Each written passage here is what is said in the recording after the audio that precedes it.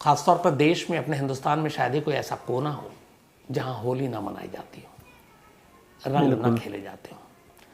लेकिन अंधविश्वास, श्राप और कुछ डर, दहशत, खौफ, ये वो सारी चीज़ें हैं जिसकी वजह से इस देश के कुछ इलाके ऐसे हैं जहाँ होली नहीं मनाई जाती। यहाँ पे होली मनाने में लोग डरते हैं। अब आज के इस साइंस और टेक्नोलॉजी के ज़माने में भी अगर कोई श्राप या फिर वैसी चीज़ों पे बिलीव करे तो अजीब लगता है, लेकिन ये फैक्ट है। झारखंड में एक गांव है, इस गांव का नाम है दुर्गापुर। 100 साल से ऊपर हो गए, 100 ईयर्स, मोर देन 100 ईयर्स। आज भी दुर्गापुर के इस गांव में लोग होली नहीं खेलते, ना होली मनाते हैं। और इसकी वजह है इस गांव से जुड़ी हुई कुछ पुरानी चीज़ें। इस दुर्गापुर गांव में करीब 100 साल पहले राजा रजवाड़ों का राज हुआ करता था और एक राजा थे दुर्गा प्रसाद। हालांकि इस दुर्गापुर गांव की आबादी आज करीब 12-13 हज़ार से ज़्यादा नहीं है टोटल, शायद 12,000 या 13,000 लोग ही रहते हैं इस गांव में। तो 100 साल पहले इस दुर्गापुर गांव में और उसके आसपास के इलाके में एक राजा हुआ करते थे जिनका नाम था दुर्गा प्रसाद। वो होली बड़े शौक से मनाते थे और होली के दिन दुर्गा प्रसाद, राजा दुर्गा प्रसाद की तरफ से बहुत बड़ा आयोजन हुआ करता था। लोग रंगों में सराबोर हुआ करते थे। लेकिन इत्तेफाक से कुछ वक्त बाद, ठीक ऐन होली के दिन, राजा दुर्गा प्रसाद के एक बेटे की मौत हो गई। अब एक बाप के लिए सदमा था, राजा दुर्गा प्रसाद के लिए भी। और जो त्यौहार उन्हें सबसे ज़्यादा पसंद था, ठीक उसी त्यौहार के दिन उनकी सबसे बड़ी खुशियाँ उनसे छिन गई थी। राजा दुर्गा प्रसाद को बड़ा ये अजीब लगा, ये गम। इसके बाद उन्होंने कहा कि अब हम होली नहीं मनाएंगे, और साथ ही गांव वालों से भी कहा कि आप होली ना मनाएं। लेकिन तब तक राजा ने ऐसा कोई आदेश नहीं दिया था कि इसको आप पूरी तरह से मानो ही मानो। लेकिन बेटे के गम में राजा ने तो होली मनाना छोड़ दिया। उसके बाद अगले साल से हुआ कि ठीक बाकी लोग जब होली मना रहे थे तो गांव में होली के जस्ट बाद कभी कोई अजीब सी महामारी फैल जाती, कभी सूखा पड़ जाता, अकाल पड़ जाता। राजा को लगा कि सब कुछ होली की वजह से, क्योंकि होली के दिन उनके बेटे की मौत, होली के फौरन बाद अकाल का लगातार पड़ना कई सालों तक, होली के बाद किसी न किसी नई महामारी का आ जाना। तो राजा को ये लगा कि इस महामारी, मौत, अकाल, सूखा, इन सब के पीछे कहीं ना कहीं होली कोई वजह है। अब सवाल जवाब कौन करे राजा साहब से। लेकिन राजा दुर्गा प्रसाद ने फिर ऐलान किया, और शाही ऐलान था, कि इन तमाम महामारियों और सारी चीज़ों को देखते हुए अब गाँव के लोग होली नहीं मनाएंगे, ना होली खेलेंगे। अब राजा का फरमान था, प्रजा को मानना ही था। प्रजा ने मानना शुरू किया। लेकिन इत्तेफाक से इस फरमान के 2-3 साल के बाद ही राजा दुर्गा प्रसाद की भी मौत हो गई। और इत्तेफाक से ठीक होली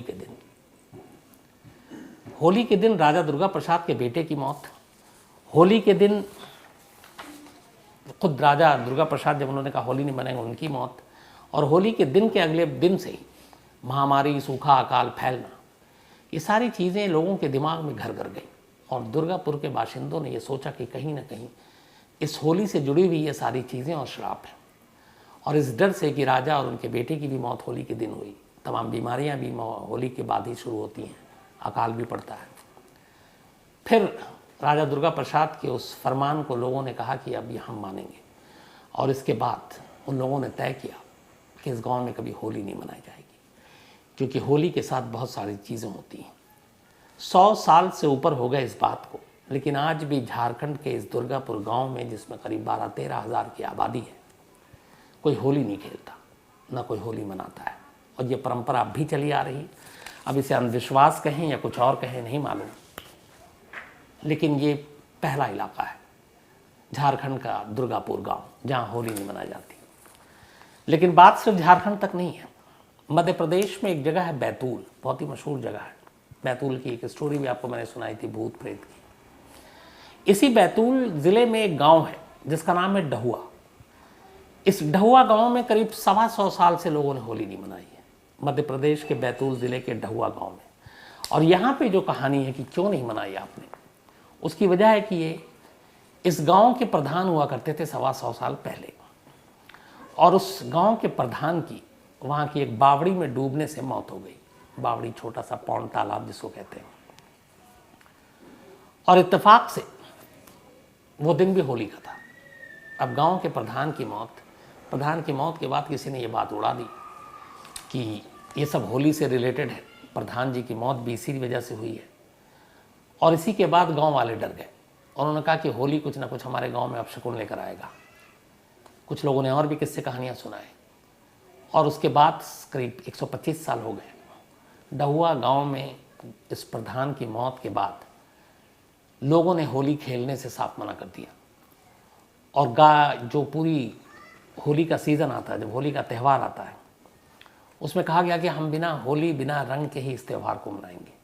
और लोग खामोशी से, बिना रंग खेले हुए, बिना होली की बाकी जो चीज़ें हैं, धार्मिक रस्में, उसे पूरा किए हुए वो अपना काम करते हैं, लेकिन होली नहीं मनाते हैं।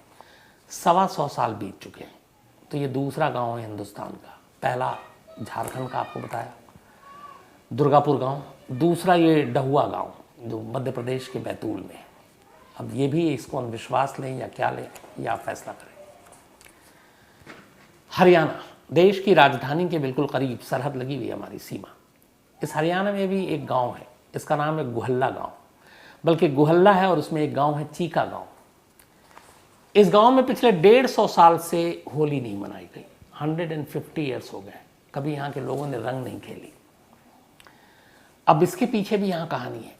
झारखंड में तो ये था कि चलो राजा साहब ने आदेश दिया, उनके बेटे की मौत होली के दिन, उनकी मौत होली के दिन, अकाल सूखा। मध्य प्रदेश में कि गांव के प्रधान की मौत होली के दिन डूबने से हो गई, तो उन्होंने कहा अब हम नहीं मनाएंगे, अब शगुन हो सकता है। अब इस हरियाणा के गुहल्ला गांव की अपनी कहानी है। कहते हैं इस गांव में एक बाबा रहा करते थे। बाबा की हाइट बहुत कम थी और इसी हाइट कम होने की वजह से वो गांव में बौना बाबा के नाम से प्रसिद्ध हो गए। तो लोग उन्हें बौना बाबा कहकर बुलाया करते थे। बहुत से लोग ऐसे भी थे जो उनके इस कद की वजह से उनका मजाक उड़ाते थे। तो बौना बाबा के गांव में मजाक उड़ाने वाले भी लोग बहुत थे। इत्तेफाक से होलिका दहन थी।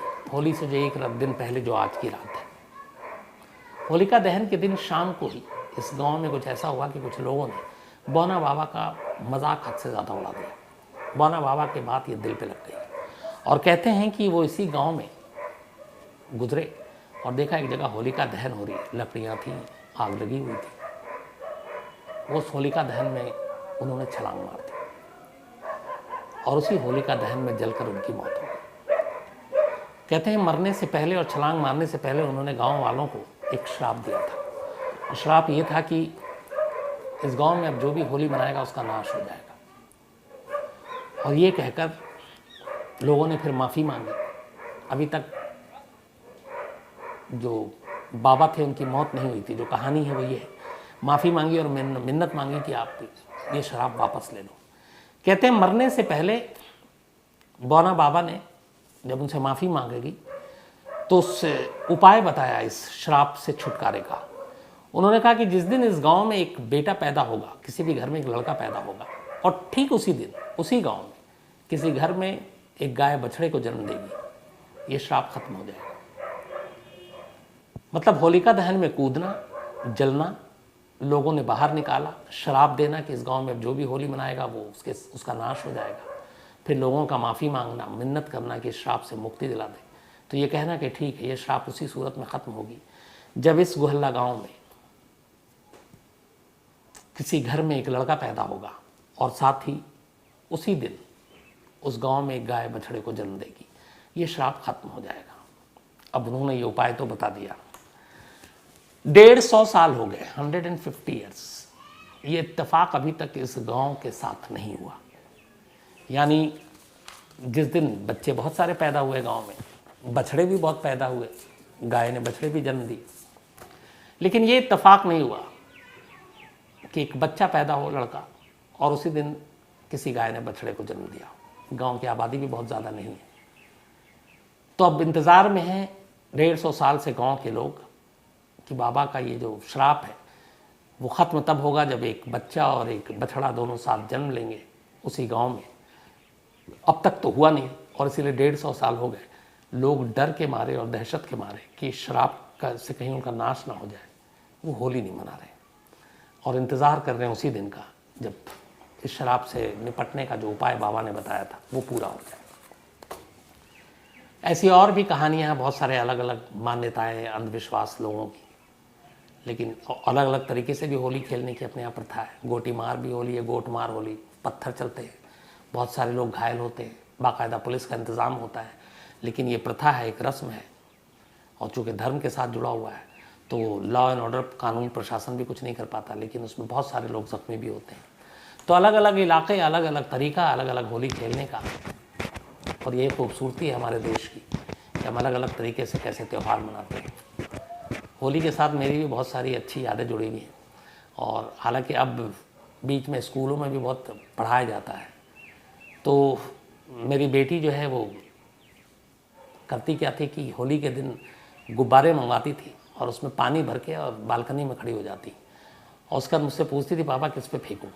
अब मैं बड़ा अजीब, एक तो लोग वहाँ पे जानते भी हैं कि मैं कौन हूँ।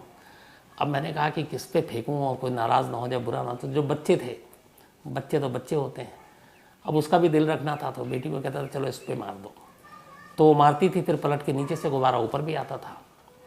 तो वो भी एक मतलब अजीब सा एक एहसास, तजुर्बा, बट अच्छा लगता है ये सारी चीज़ें। और अब तो खैर अबीर गुलाल ज़्यादातर लोग इस्तेमाल कर रहे हैं, तो ये भी अच्छी चीज़ है।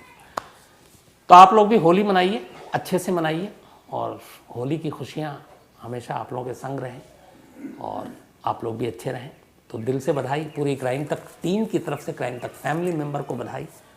लेकिन चलने से पहले एक तो बहुत सारे लोगों के होली के मैसेजेस आए, तमाम लोगों का शुक्रिया, और पूरी क्राइम टीम जो फैमिली हमारी, उन सभी को होली की बहुत बहुत बधाई। इसीलिए मैं सबके आज अलग से कुछ नोट करके नहीं लाया हूँ, लेकिन कुछ लोगों का जन्मदिन है तो वो तो सिलसिला रहना चाहिए। प्रियाशु, तो देखा आपने कैसे लोग अंधविश्वास के कारण त्यौहार भी नहीं मनाते। तो कैसी लगी आपको कहानी, कमेंट बॉक्स में ज़रूर बताइए। आगे में भी ऐसी समस्ताहिल जी की इंटरेस्टिंग कहानी लेकर आता रहूँगा। तब तक के लिए धन्यवाद।